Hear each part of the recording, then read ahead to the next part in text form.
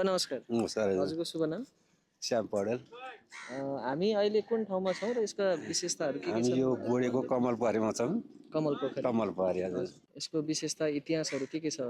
इतिहासी थाहा छ कि हजुर भन्नु? मलाई अब यो धेरै अहिले भनौँ यो हजारौँ वर्ष अघिको कमल पर्यो हो हजुर। अहिले आजको अहिलेको यो सनातन यो कमलै पोखरी कमल पर्यो भनेर जहिले पनि इतिहासमा यही छ। ठाउँको नाम पनि ठाउँ बोडे बोडे बोडे हजुर बोडे भरतपुर जिल्ला हो। पोखरी चाहिँ यही भयो। कतिको यो 15 पनि मैले सुने अनुसार हजुर 15 पनि 10 आनाको किता हो हजुर क्या। अब अहिले एकदम रोडले खायो राउन्ड सबै होइन ऊ गेटसम्म हो त गेटसम्म पर्छ। अहिले यसको संरक्षणहरू पालिका अन्तर्गत नै आउँछ कि कस्तो के छ यो?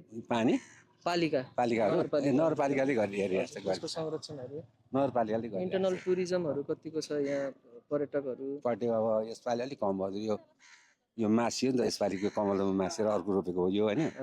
यो पोखरी चाहिँ नि करिब अब 20-30 वर्ष एकदम सुकेकै थिएन।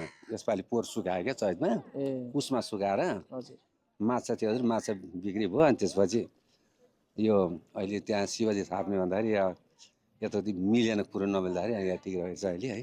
त्यो कतिखेर हुन्छ थाहा भएन। हस् धन्यवाद हजुरलाई। हस्।